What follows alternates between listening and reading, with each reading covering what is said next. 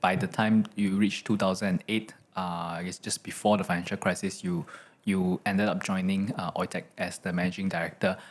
Can you share a bit how did that came about? How did you meet Oitech and how did you end up being the managing director for this company? Okay, yeah, it's a little bit of a story before that. During my first two job, I picked up the operational experience and corporate experience. And when I came to embark the entrepreneurship on my own, so it's a different experience altogether. I started to pick up a lot like corporate exercise, merger acquisitions, yeah. So that the negotiations, yeah. So it's a deal making, all these things, yeah. So and Oiltech was one of the company that I came along with during my employment earlier, yeah. So I knew the founder, and the founder came to me, informed that he is planning for retirement, yeah. So whether or not could I assist to look at any potential party who are interested to take up the company, yeah.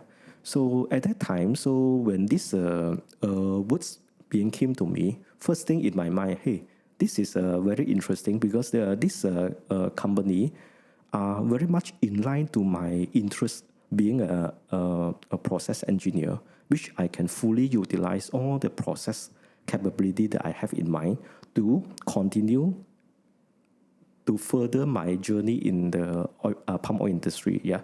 So but of course at that time I have a limited capability. So what I did was I was trying to get the support from other company to acquire the company on my own. Yeah, together with myself. Yeah. So that was how I ended up with buying up this company and via a listed company in Singapore, which is Midtax Engineering Corporation at the time. Yeah. So and I myself also ended up with as a minority shareholder in the company. Yeah.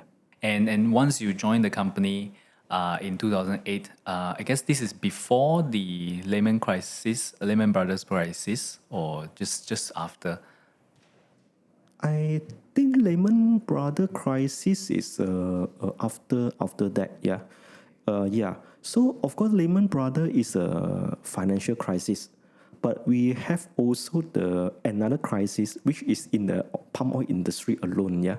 So that particular crisis is a so-called the commodity price volatility crisis. Yeah, in the sense that palm oil from its typical 800 to 1,002 ringgit per ton kind of a pricing level, it shoots up all the way to above 4,000 ringgit, yeah, within a couple of months, yeah.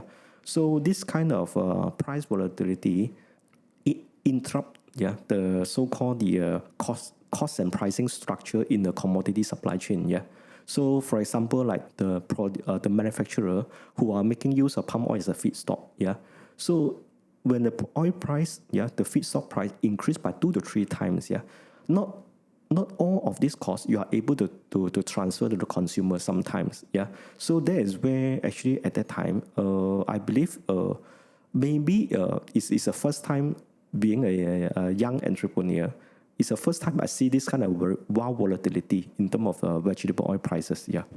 Wow. And facing this crisis and coming into the company, what is your main concern and what were you seeing? But at that time when you first joined, what was Oitech main business in 2008? At that time, all that main business are building the physical refinery, fractionations, and also started design and supply of the biodiesel plant. Yeah, so Right. And when you're facing this crisis, do you see a sharp change to the business? How do you react to it?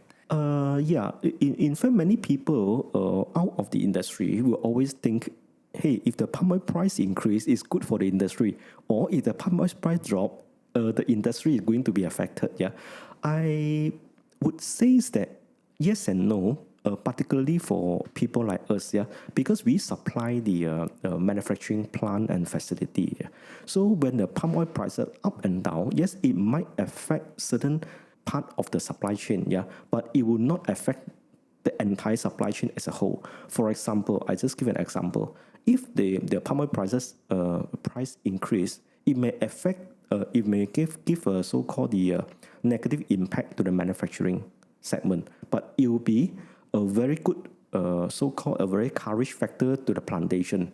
Yeah. So therefore, in the complete supply chain, as and when there is any price movement, part of it will be affected, but part of it will be beneficial out of it. Yeah.